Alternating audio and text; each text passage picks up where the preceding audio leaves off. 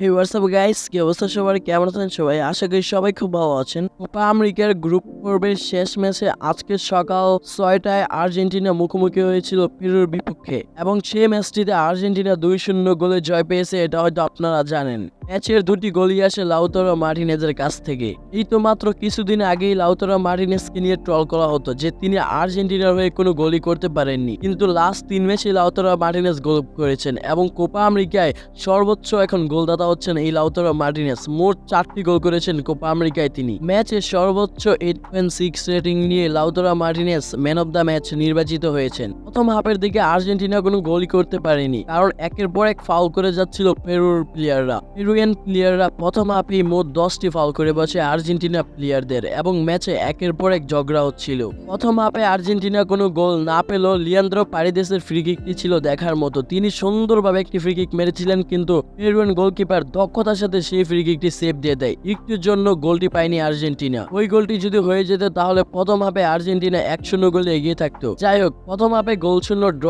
থাকলো। দ্বিতীয় হাফে 47 মিনিটে ডি মারিয়ার এসিস থেকে লাউতারো মার্টিনেজ একটি গোল করেন। তারপর একেবারে ম্যাচের শেষের দিকে 86 মিনিটে লাউতারো মার্টিনেজ আরো একটি গোল করে আর্জেন্টিনার জয় নিশ্চিত করেন। বর্তমানে কোপা আমেরিকার গ্রুপ স্টেজের সর্বোচ্চ গোলদাতা হচ্ছেন লাউতারো মার্টিনেজ। পুরো ম্যাচে আর্জেন্টিনা মোট 5টি বিগ চান্স ক্রিয়েট করে এবং 12টি শট নেয়, যার মধ্যে 6টি শট লক্ষ্য বরাবর। ম্যাচের 74% বলই থাকে আর্জেন্টিনার দখলে। যদি প্লেয়ার রেটিং এর কথা বলা হয় তাহলে লাউতারো মার্টিনেজ 8.6 রেটিং নিয়ে ম্যান অফ দ্য ম্যাচ এবং সেকেন্ড হাইস্ট রেটিং প্লেয়ার হচ্ছে অ্যানেল ডি মারিয়া, যিনি একটি অ্যাসিস্ট করেছেন এবং ডি মারিয়ার রেটিং হচ্ছে 8 পয়েন্ট।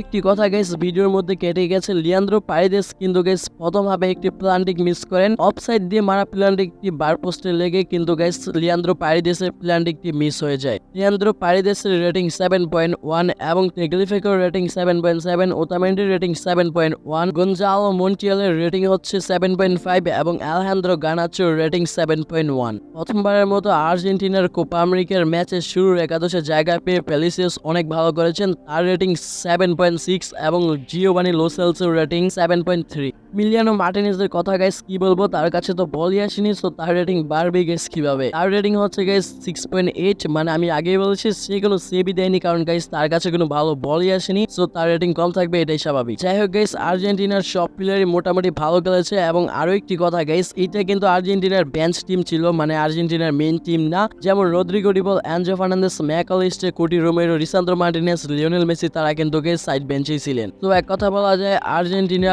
বেঞ্চ টিম দিয়ে কিন্তু মোটামুটি একটি ভালো ধরনের জয় তুলে নিয়েছে। By the way guys, group A এর সর্বোচ্চ 9 পয়েন্ট নিয়ে কিন্তু গাইস আর্জেন্টিনা রয়েছে 1 নম্বরে এবং তারা কিন্তু কোয়ার্টার ফাইনালে এন্ট্রি করেছে। কোয়ার্টার ফাইনালে আর্জেন্টিনার প্রতিপক্ষ হবে ইকুয়েডর অথবা মেক্সিকো এবং ওইটা নিয়েও কিন্তু গাইস ভিডিও আসতেছে। সো আজকের মতো এখানেই, ততক্ষণ পর্যন্ত আপনারা সকলে ভালো থাকবেন, সুস্থ থাকবেন, টেক কেয়ার, আল্লাহ হাফেজ গাইস।